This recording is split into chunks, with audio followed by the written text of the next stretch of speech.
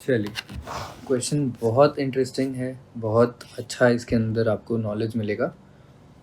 First of all इसको मैं जानबूझ के ए, बी, सी, डी के फॉर्म में ही करूँगा because this is how NCERT intends you to learn things, है ना? बट वैसे हम अगर इस पे उल्टा चलते, जो कि आप बाद में समझेंगे, तो ये थोड़ा-सा ईज़ी हो जाता। कोई बात नहीं। देखिए फर्स्ट क्वेश्चन क्या है? The top of the atmosphere is at about 400 kilovolts with respect to the surface of the earth, corresponding to an electric field that decreases with altitude. ठीक है, अर्थ की सरफेस के से टॉप ऑफ द एटमॉस्फेयर जो है ये 400 kilo volts पे बैठा है और इलेक्ट्रिक फील्ड जो है वो इस पूरे डायरेक्शन में आपको मिलता है हायर टू लोअर। ठीक है, पर ये डिक्रीजेज विद एल्टीट्यूड, ऊपर जाते जाते छोटा हो जाएगा। ठीक है, near the surface of the earth the field is about 100 volts per metre, जो कि काफ़ी फील्ड है अगर आप देखें तो। ठीक है, why then do we not get an electric shock as we step out of our houses into the open? Assume the house to be a steel cage so there is no field inside. तो मान लीजिए आप एक घर से अपने बाहर निकलते हैं तो इस इलेक्ट्रिक फील्ड में एकदम से आते हैं, तो आपको कोई शॉक क्यों नहीं लगता? इसका रीज़न ये है कि शॉक लगता है जब पोटेंशियल का डिफरेंस होगा, है ना? अब पोटेंशियल का डिफरेंस तब होगा जब हम अर्थ से किसी और पॉइंट पे होंगे और वहाँ पे हमारा कुछ पोटेंशियल होगा। जब हम अर्थ के कांटेक्ट में होते हैं तो अर्थ हमको ग्राउंड करके रखता है, और ग्राउंड करने से क्या होता है, हमारा जो पोटेंशियल है वो वही पोटेंशियल हो जाएगा जो अर्थ का पोटेंशियल हो जाएगा। ठीक है, तो बेसिकली हमारे साथ साथ अर्थ का जो इक्वी पोटेंशियल सरफेस है वो इस तरीके से चेंज हो जाता है। ठीक है, ये इक्वी पोटेंशियल सरफेस हमारे ऊपर एक कोटिंग की तरह बन जाता है और ये हमको इतना ज़्यादा पोटेंशियल डिफरेंस नहीं देता कि आपको कोई शॉक लगे। ऑलराइट, चलिए नेक्स्ट पार्ट पे आते हैं। A man fixes outside his house one evening a 2 metre high insulating slab carrying on its top a large aluminium sheet. एक आदमी ने क्या किया, एक 2 मीटर का पोल लगाया इंसुलेटिंग और इसके ऊपर एक शीट लगा दी एल्यूमिनियम की। ऑलराइट, अब क्वेश्चन क्या है कि will he gate an electric shock if he touches the metal sheet next morning? ठीक, इसका जवाब है हाँ, उसको शॉक लग जाएगा।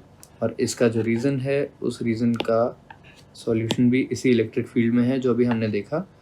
इसको हम बोलते हैं डिस्चार्जिंग करंट्स। डिस्चार्जिंग करंट क्या होता है, आपकी एयर में जो इलेक्ट्रिक फील्ड है उसकी वजह से हमेशा इसके अंदर से कुछ कुछ चार्जेस बाहर जाते जाएंगे और इसके अंदर कुछ ना कुछ चार्ज डेवलप होता जाएगा। ठीक है, कितना चार्ज डेवलप होगा वो इसकी कैपेसिटेंस पे डिपेंड करेगा, बट चार्ज डेवलप होगा। और अगर कोई इसको इंसुलेटर के ऊपर रख देता है तो इसको टच करने पर आपको एक अच्छा खासा पोटेंशियल डिफरेंस मिलेगा, जिसकी वजह से आपके अंदर से बहुत सारा करंट पास करेगा और आपको एक शॉक लगेगा। ठीक है, चलिए अब आगे समझाया है डिस्चार्जिंग करंट के बारे में। A discharging current in the atmosphere due to a small conductivity of air is known to be 1800 ampere on an average over the globe. पूरे अर्थ की सरफेस पे एक डिस्चार्जिंग करंट, डिस्चार्जिंग मतलब जो अर्थ को डिस्चार्ज करे, अर्थ के अंदर जितनी भी चीज़ें हैं उससे वो चार्ज दूर ले जाता है।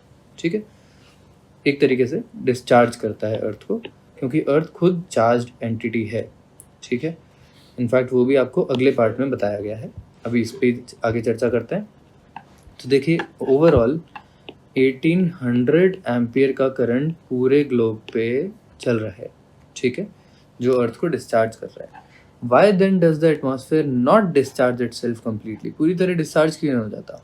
इसका बहुत सिंपल सा आंसर है, हर सेकेंड अर्थ पे कहीं ना कहीं लाइटनिंग हो रही है, बहुत ज़्यादा तरीके से हो रही है। कितनी हो रही है कि वो 1800 एम्पियर करंट वापस अर्थ में डाल रहा है।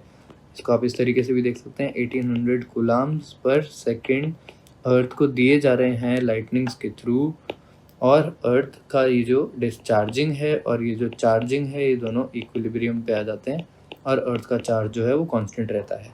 ठीक है, बहुत ज़्यादा कॉम्प्लिकेटेड फिनोमिनाज हैं। अर्थ का अपना मैग्नेटिज्म, अर्थ का अपना चार्ज और सारे वेदर के प्रोसेसेस जो इससे इवॉल्व होते हैं। ठीक है, चलिए अब लास्ट पार्ट देखिए यहाँ पे, what are the forms of energy into which the electrical energy of the atmosphere is dissipated during a lightning. तो सीधी सी बात है, लाइटनिंग जो है वो क्या क्या करेगी। एक तो इसका नाम ही क्लियर है, लाइट, जो कि हो जाता है रेडिएशन एनर्जी, ठीक है। दूसरा आ जाता है यहाँ पे हीट, तीसरा आ जाता है हमारा साउंड, और फ्रिक्शन या एयर फ्रिक्शन जो है वो हीट में ही एनर्जी को देगा। तो यही बेसिकली 3 आपके एनर्जी डिसिपेट करने के तरीके हैं लाइटनिंग के, ठीक है। अब जो इंटरेस्टिंग बात है वो यहाँ लास्ट में हिंट में लिखी है, सारी जो इस चीज़ का कंक्लूजन था। The earth has an electric field of about 100 volts per metre, जो आपको फर्स्ट पार्ट में बताया गया है ना, at its surface in the downward direction, ठीक है, corresponding to a surface charge density of negative इतनी अर्थ की सरफेस चार्ज डेंसिटी रहती है। Due to slight conductivity of the atmosphere up to about 50 kilometres, ठीक है। उसके बाद तो कंडक्टिविटी और भी अच्छी हो जाती है, जिसको हम आयोनोस्फेयर बोलते हैं, ठीक है, पर उसके नीचे कुछ slight conductivity. About 1800 coulombs is pumped every second into the earth as a whole. ये जो 1800 कूलाम्स है जो बाहर डिस्चार्ज हो रहा था, वो लाइटनिंग्स वगैरह उसको वापस अंदर पम्प भी कर रही है। The earth however does not get discharged since thunderstorms and lightnings occurring continually all over the globe pump an equal amount of negative charge on the earth।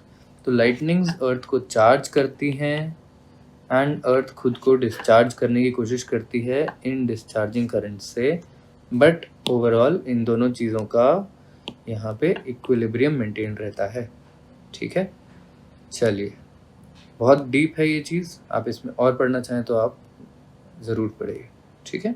चलिए।